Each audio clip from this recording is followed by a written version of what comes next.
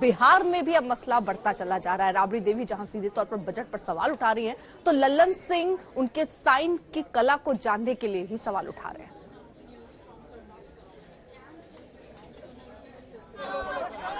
और वहीं ये तस्वीरें भी आपको दिखा दें, वो बयान भी आपको सुनाएंगे। लल्लन सिंह और राबड़ी देवी किस तरह एक दूसरे पर पलटवार भी करते हुए नजर आ रहे हैं, लेकिन इन सब के बीच ये आरजेडी का प्रदर्शन है।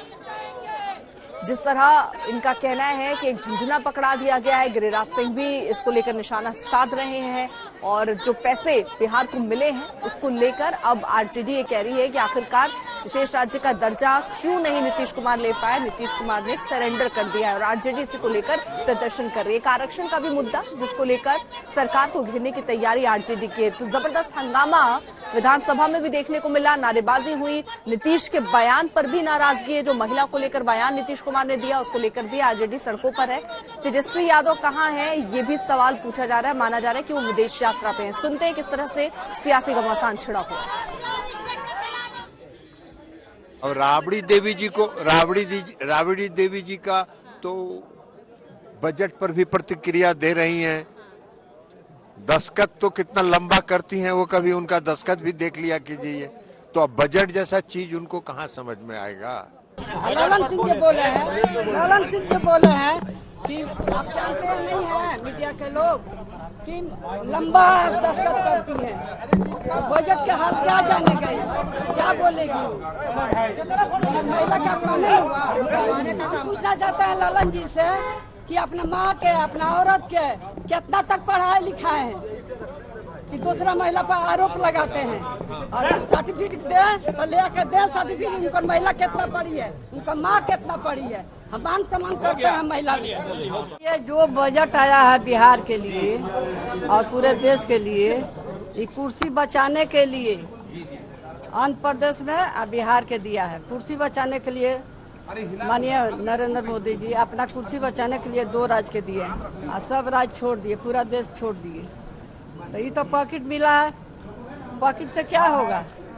जब नीतीश कुमार जी विशेष राज्य के दर्जा मांगे थे तो ये पॉकेट देने से क्या होगा। राबड़ी देवी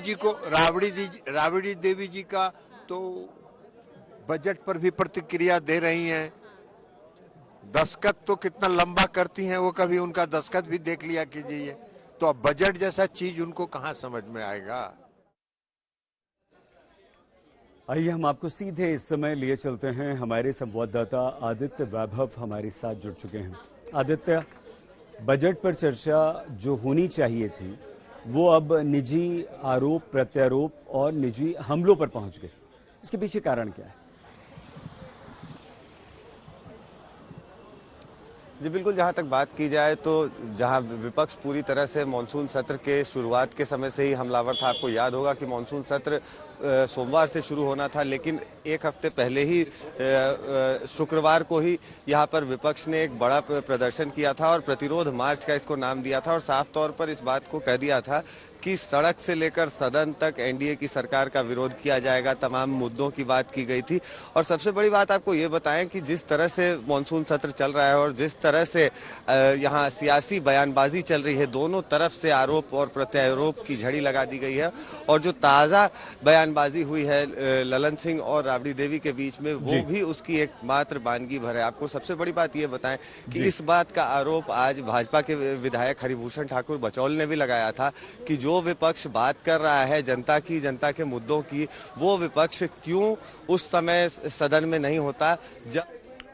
बहुत धन्यवाद आदित्य वैभव, हमारी संवाददाता हमसे बात कर रहे थे। लल्लन सिंह ने ये कहा था कि राबड़ी देवी बजट के बारे में क्या टिप्पणी करेंगी, वो क्या जानती हैं बजट के बारे में। लेकिन जब आज उनसे पूछा गया, पत्रकारों ने यही बात पूछी कि आपने ऐसा क्यों कहा था, तो वो बैकफुट पर दिखाई दिए, कन्नी काटते हुए और बचते हुए नजर आए।